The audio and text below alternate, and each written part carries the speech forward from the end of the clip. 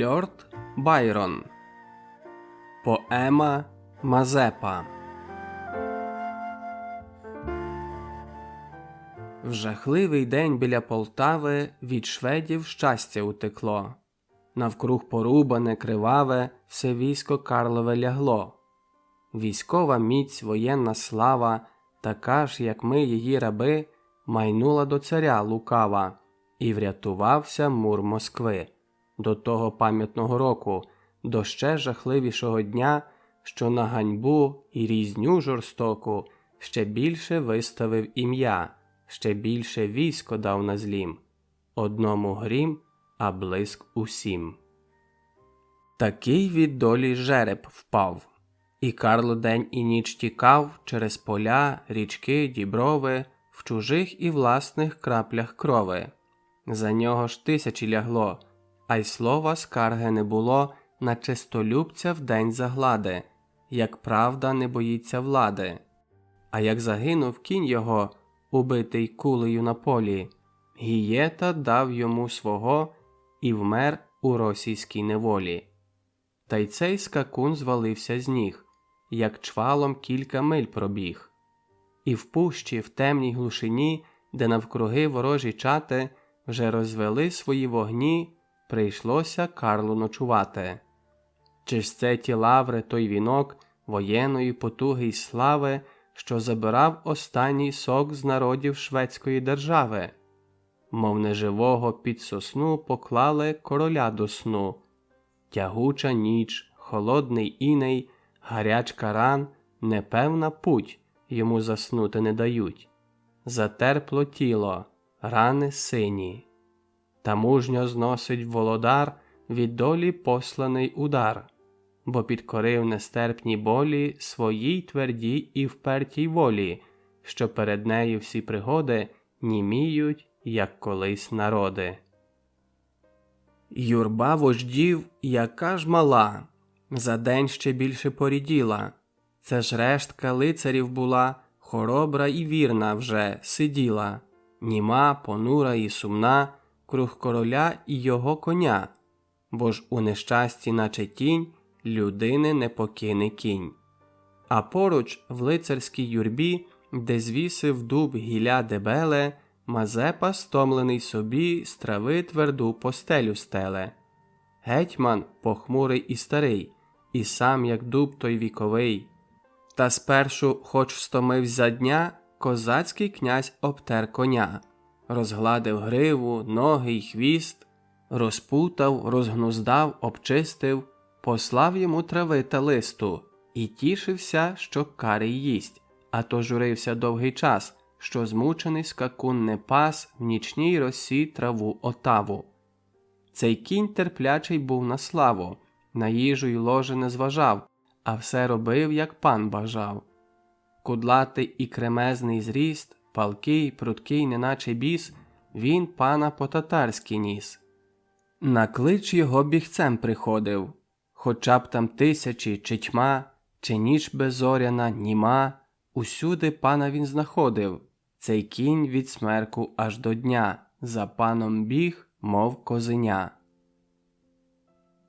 І з цим, упоравшись, гетьман на землю розіслав жупан.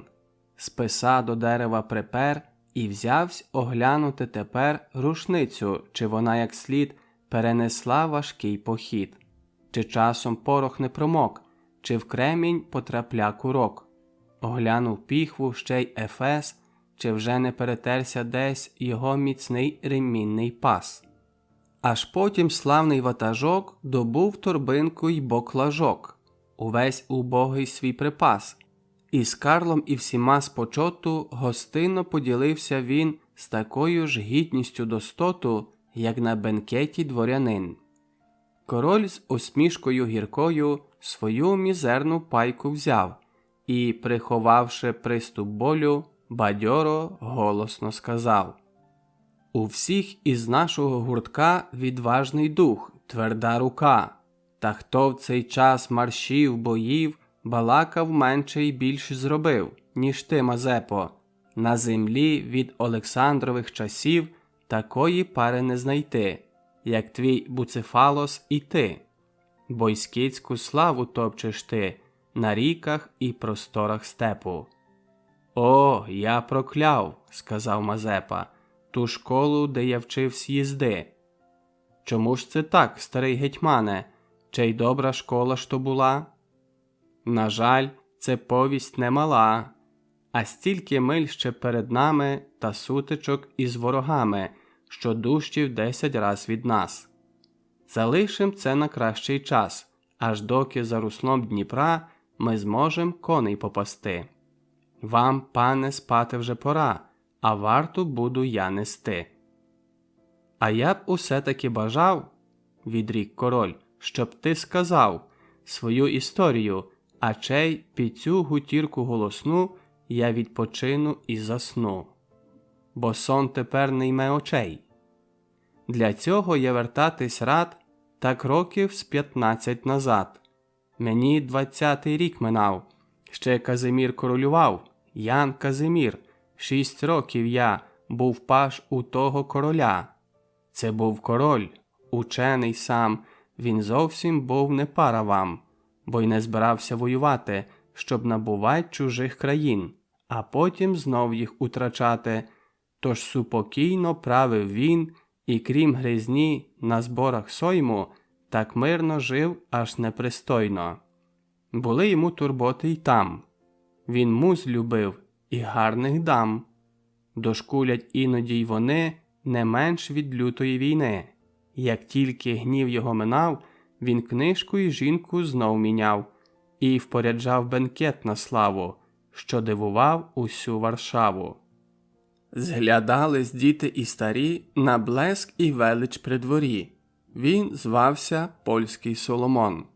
У всіх поетів, крім одного, що втратив віру в пансіон, і склав сатиру був на нього. Там був безжурний двір забав, де майже кожний був піїд. Колись і я там віршу склав і підписав сумний терсит. Я знав там графа воєводу, славетного старого роду.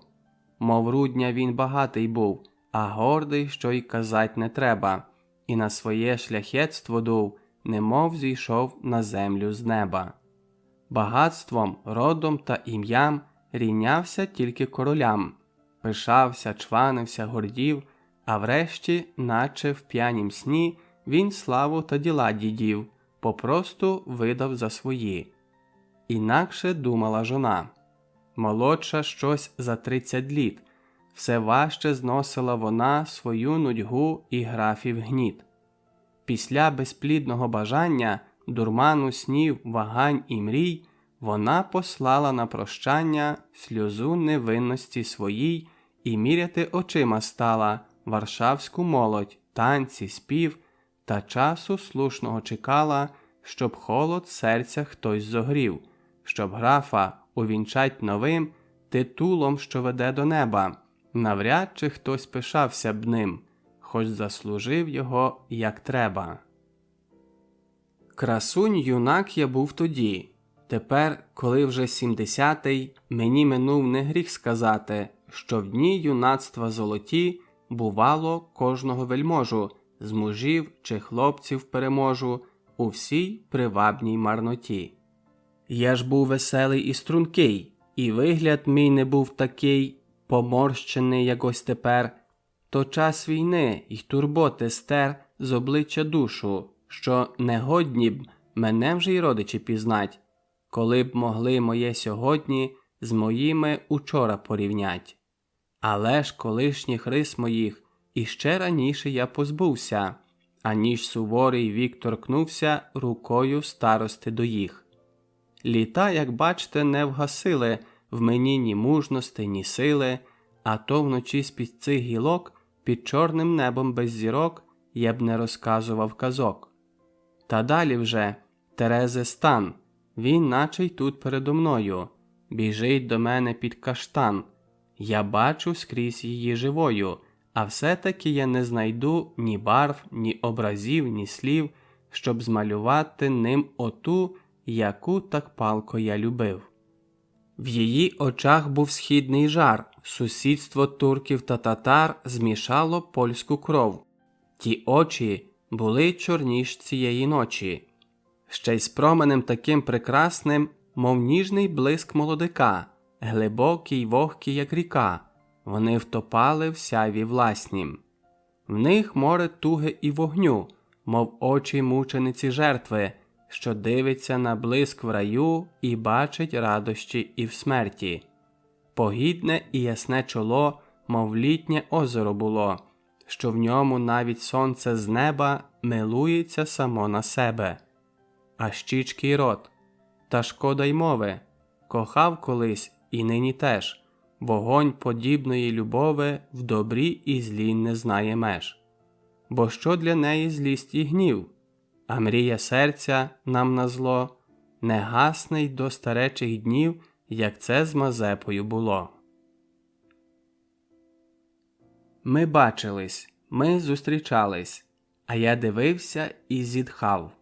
Вона й слівцем не обізвалась, та відповідь її я мав. Є тисячі таких знаків, ми й описати їх не можем, рядками зрозумілих слів, хоч їх і чув, і бачив кожен, вони таємно з серця йдуть, хвилюють радощами грудь, із обопільного стремління росте німе порозуміння, що з іскор проблисків думок вогнистий зв'язує шнурок. Це несвідоме поєднання, і ми ніколи не збагнем, як раптом іскорка кохання шаленим вибухне вогнем. За нею стежив я здаля, зітхав, дивився і плакав я, аж доки нас удвох звели, і відтоді здибались ми, без підозріння. Я мовчав. Я тільки млів, не признавався, язик тремтливо завмирав і голос на вуста зривався, аж доки не прийшла пора. Є безмістовна глупа гра, що то за нею завше в нас лінивий коротали час.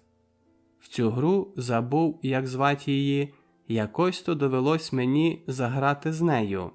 Та не знав я, чи вигравав, чи програвав я, бо я вже й тим щасливий був, що близько бачив, близько чув істоту, що її кохав я. Так ревно я її беріг, коли б так нас цієї ночі, аж доки враз не спостеріг за думою сповиті очі. Ні щастя, ні невдача в грі вже не цікавили її. Вона же грала без кінця, немов прибита до стільця, хоч довго не щастило їй. І щось такого було в ній, від чого зрозумів я враз, що тут не слід губить надій. І в мене мова полилась, якась нескладна й без прикрас, а слухала вона мене. Хіба ж те серце крижане?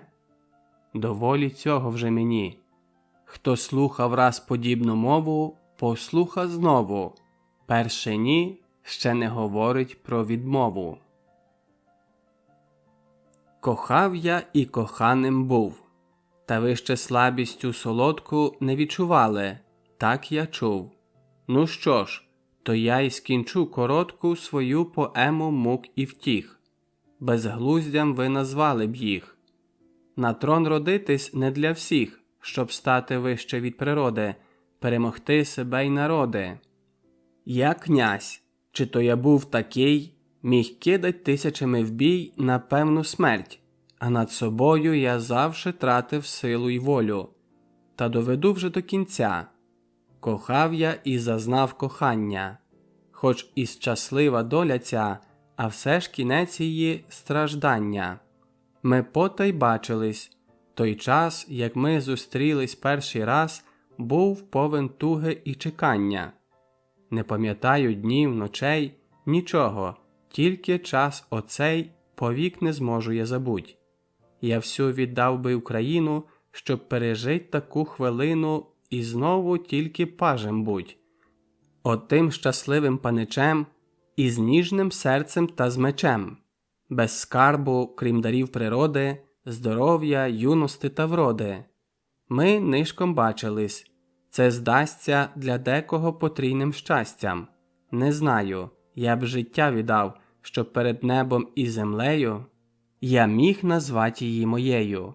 Я так тужив і сумував, що тільки змогу мав десь нишком бачитися з нею. На світі стільки є очей, що люблять стежити ночами услід закоханих людей. Так само це було і з нами. В таких випадках чорт і цей, хоч трохи, а повівся б чемно. Боюсь, що я його даремно отудив, може, то святець, що, втративши нудний терпець, дав вихід святовбивчій жовчі. І нас двоїх одної ночі схопила зграя шпигунів. Від гніву граф оскаженів, а я голіруч, як на сміх. Та тут один супроти всіх, нічого б я, мабуть, не зміг, і в зброї з голови до ніг. Було це саме на світанку, поблизу графового замку. Підмоги з міста я не ждав, бо й не гадав дожить до ранку. Марію діву я благав, і 2 чи 3 святих, а там скорився долі, і юрба мене у двір поволочила. Яка Терезина судьба, не скажу вам, не знаю й сам. Отак нас доля розлучила. Але ж і лютий був аж страх, пригордий воєвода граф. На це він досить мав причин, найбільш розлючений був тим, що наслідки цього випадку могли відбитись на нащадку. Не менше вражений ще й тим, що герб його дістав цю шкоду в той час, як він був паном роду. Він сам для себе був святий і думав, що в очах народу, як і в моїх, він теж такий. Ах, чорт візьми, коли б отут застав він пана короля, то примирився б ще, мабуть, але ж це паж. Сьогодні я злість графа добре розумію, та описати не зумію. Коня сюди! Коня ввели. Це справді був шляхетний кінь. На Україні виріс він.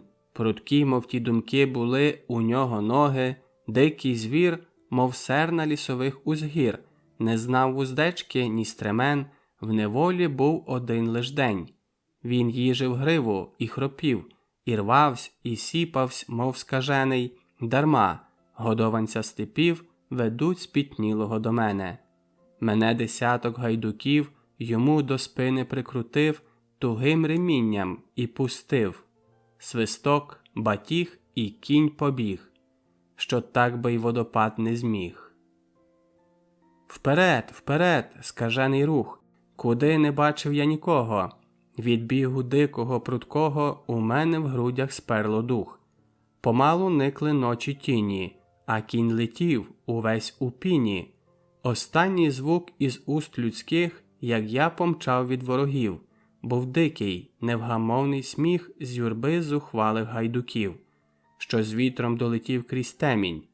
Я рвучко голову підвів, на кінській шиї тріснув ремінь, що горло зв'язував мені. Я обернувся на коні і їм прокляття прохрипів, але ж за тупотом копит мій крик до них не долетів. Досадно, прикро, я ж хотів за глум той глумом відплатить. Від брами замку я й цеглинки ні камінця не залишив, з містка також ні деревинки, а в квітнику ні стебелинки, в покою, де стояв камін. Окрім трави на решті стін, і вийдучи повз тих руїн, фортеці б навіть не вгадали, ті башти весело палали. І з тріскотом зубчастих стін, що проти помсти не вціліли, з дахів, що вуглям обгоріли, мабуть, не снилось там нікому, спливав свинця гарячий плин. Коли від них лихого дня помчав я швидше блиску, грому, на згубу пущених в поля, що прийде день, і я вернусь з 10 тисяч верхових і за ганьбу свою помщусь. І дяку графові складу на тих зухвалих дворових за негостинну ту їзду. Вони пекельний жарт зо мною собі заграли того дня, як віддали мене на волю палкого дикого коня, прип'явши туго ремінцями до вкритих піною боків. Та потім я і їм тим самим пекельним жартом відповів. За все приходить час відплати, зумій лиш час підстерегти. Ніхто не зможе утікти, як серце месника завзяте шукає засобів до мсти.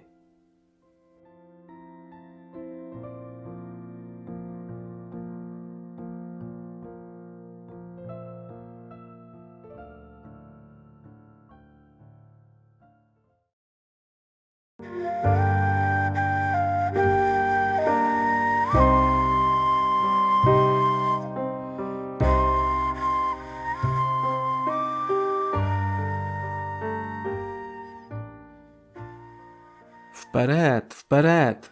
Мій кінь і я промчали, мов на крилах вітру, міста і села і поля, неначе в ніч морозну світлу, на небі метеор між зір, так ми черкаємо простір.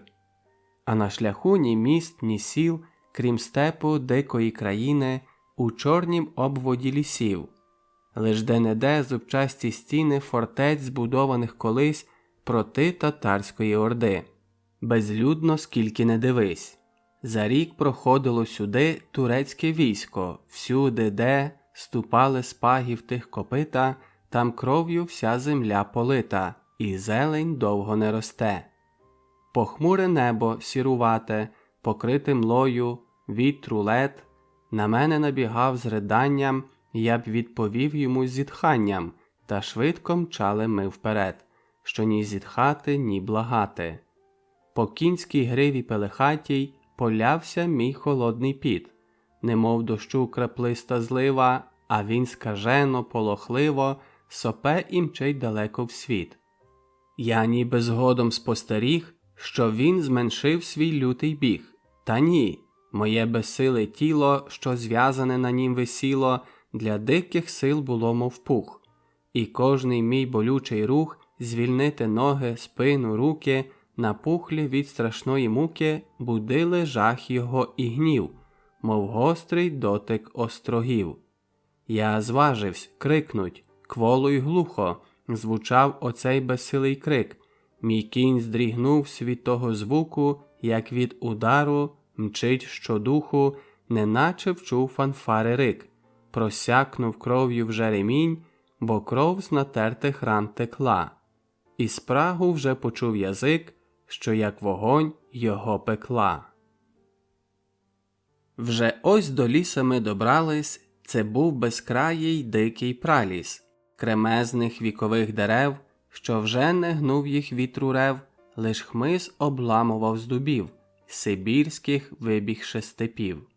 Старі дуби росли там рідко, та буйно слався поміж них густий зелений чагарник, і листом він пишався влітку, аж доки у осінній млі те листя ляже на землі, в криваво-жовтих багрянцях, мов кров присохла на мерцях, що полягли на полі бою, і жовті голови зимою так і лежать без похорон, такі обмерзлі задубілі, що зграя круків і ворон уже й клювати їх не в силі.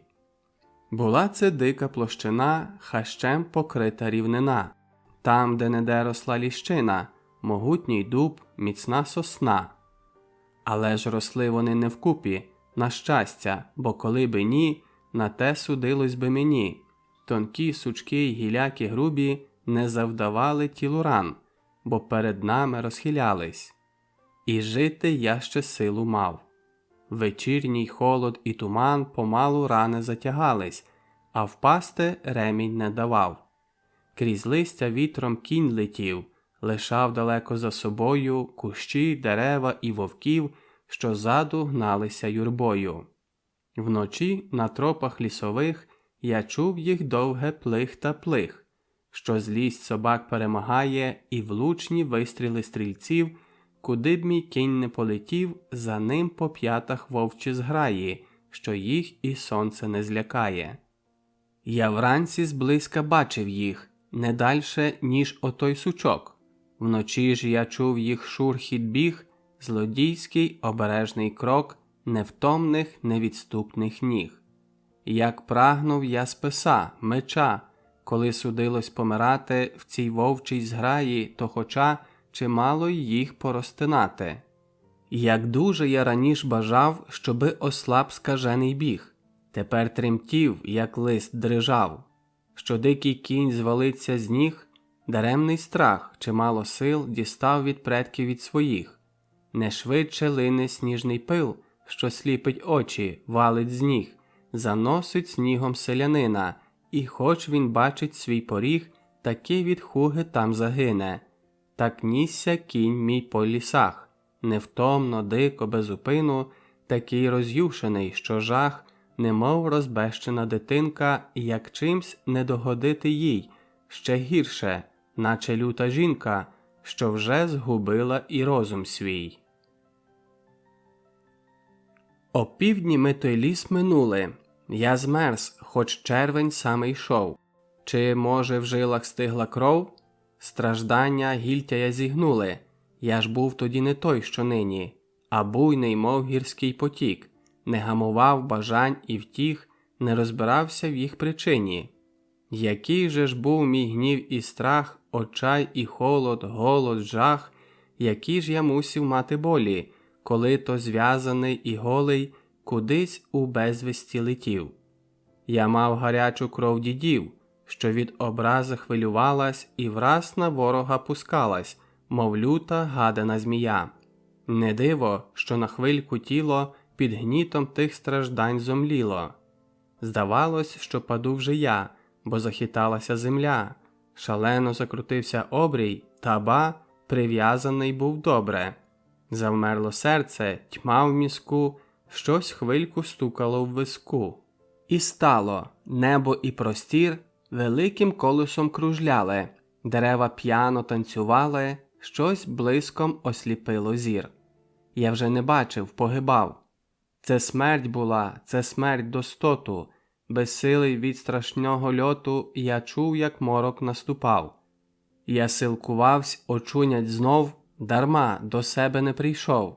Таке відчуєш, як пливеш на дошці в згойданому морю, то тонеш, то летиш угору і мчиш до диких побереж. Життя хиталося в мені, блищало блудними вогнями, що ніччю в неспокійнім сні пересуваються, мов плями, у міцно зімкнутих очах, коли в мізку гарячка жар. Та хутко відійшов цей жах, а гірший залишився тягар.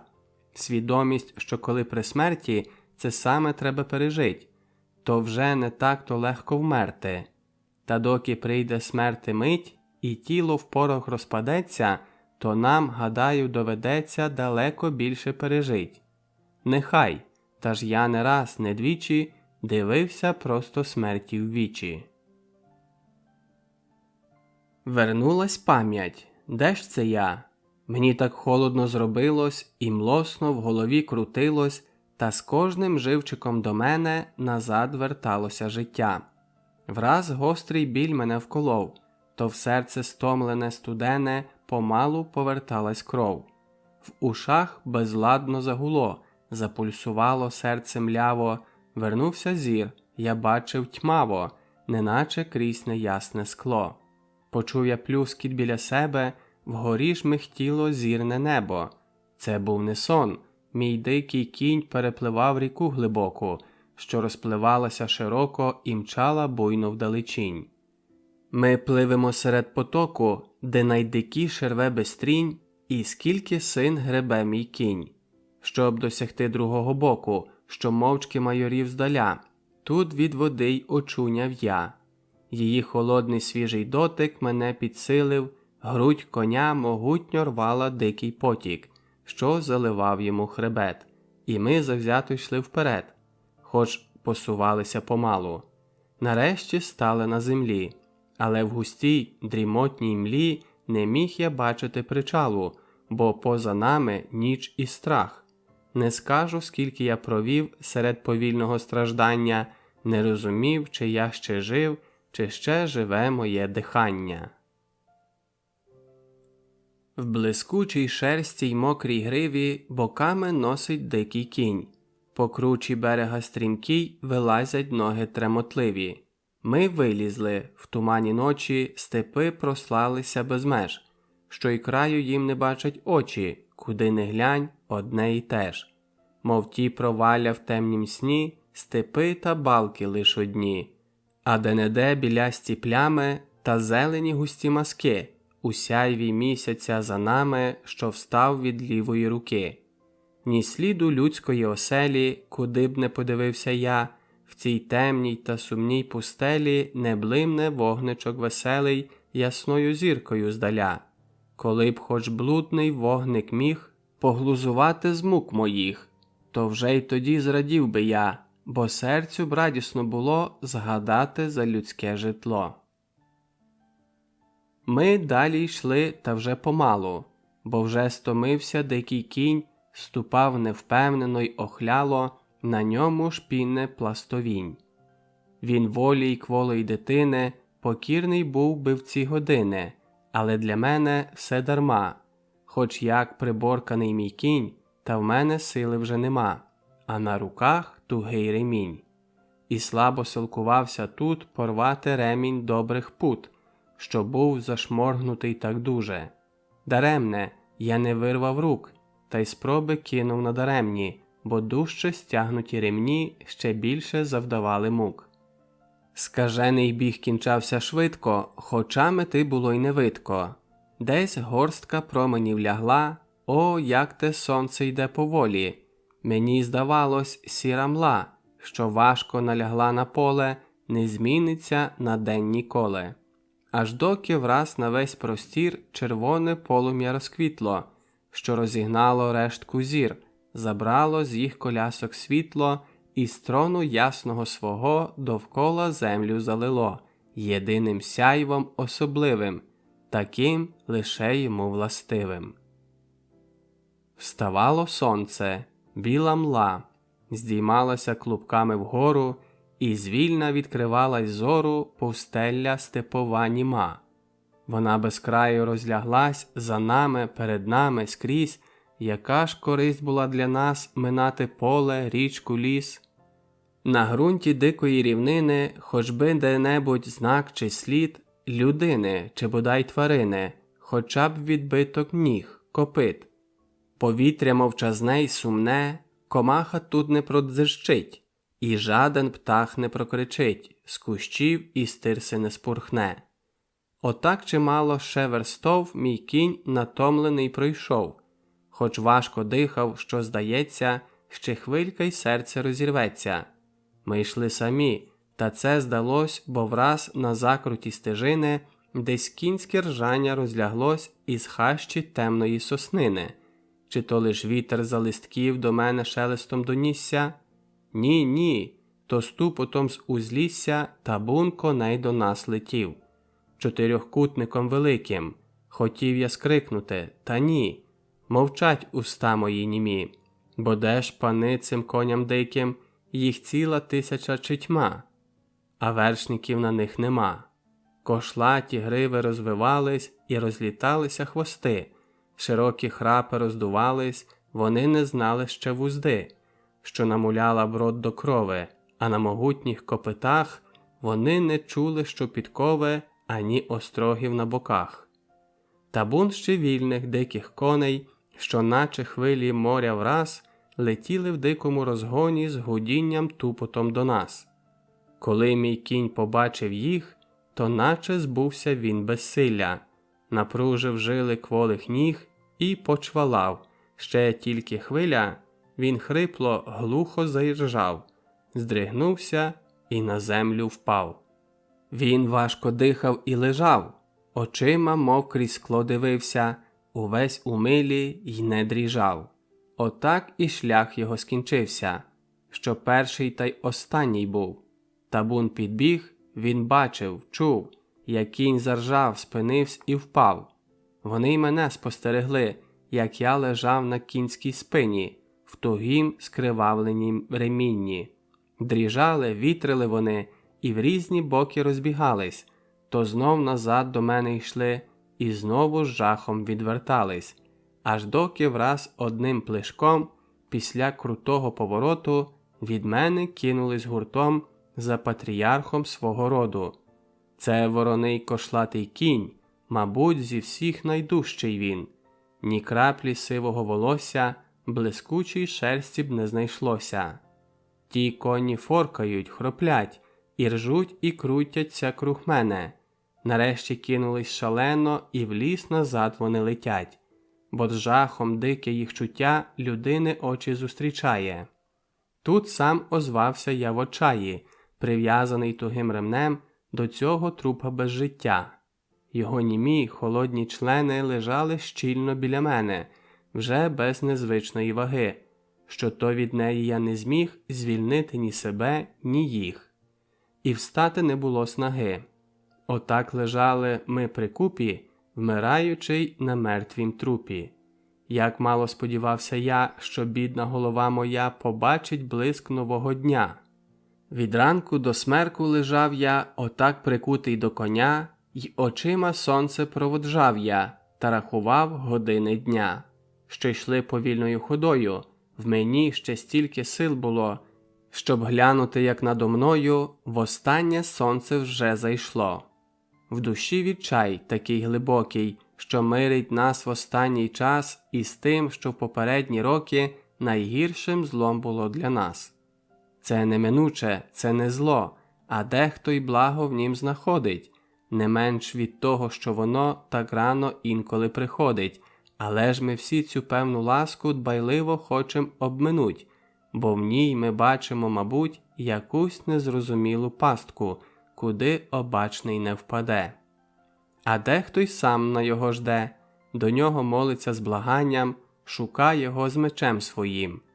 Цей осоружний, темний скін, кінець хоч би й яким стражданням, а завжди непривабний він. Сказати чудно, діти втіх, що то проводять кожен день серед бенкетів та пісень, нестримні в забагах своїх, в багатстві, в розкоші та славі, вмирають легко, легше навіть, ніж ті, що мучаться весь вік. Бо тим, що вже дізнали всього, що є прекрасного й нового, вже кидати нічого тут, нових утіх вони не ждуть.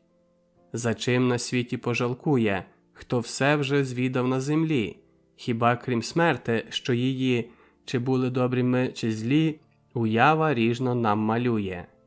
Кінця всіх мук чекає страдник, а друг його, спокійна смерть, в очах, що повно болю вщерть, з'являється як злодій, зрадник, і нагороду відбирає, як деревце в небеснім раї.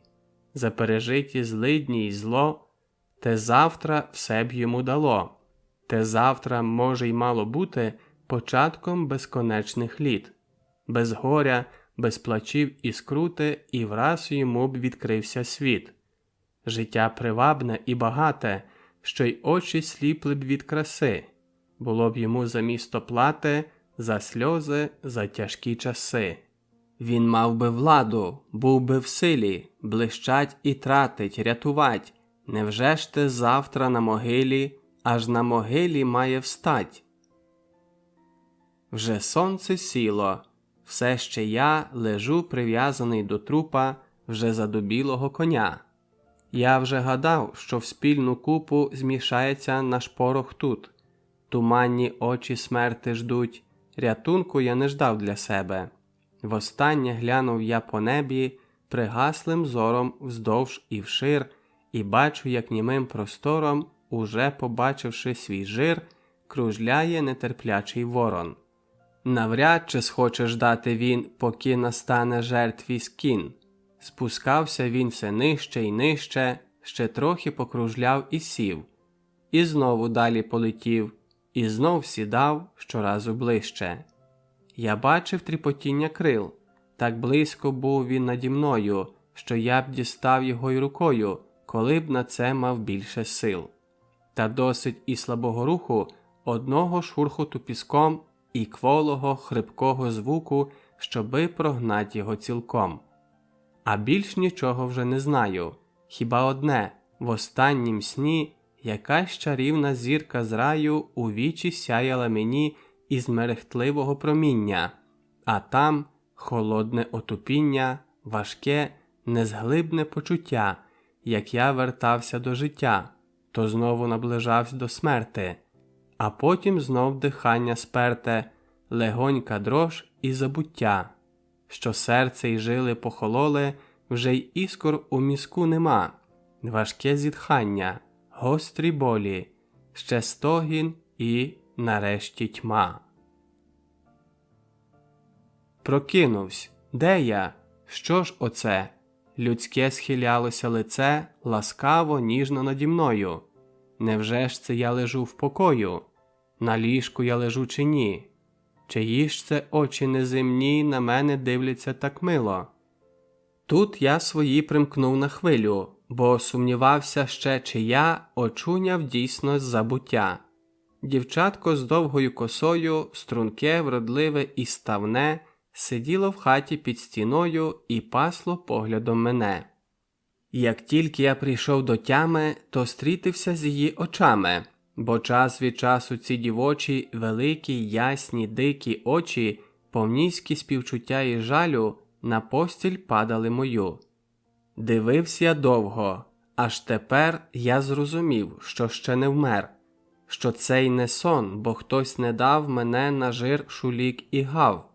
Побачила дочка козацька, що очі я відкрив на мить, і посміхнулась. Я зненацька схопився, хотів заговорить, але не зміг. Вона ж на рота поклала пальчики мені, щоб я й не намагався доти, аж сили вернуться мої. За руку узяла з любов'ю, щось там поправила взголов'ю і до порога навшпиньках когось гукнула, в тих устах солодкий голос, а в ході звучала музика тоді. Та ті, кого вона гукнула, не прокидались, і вона з кімнати вибігла сама.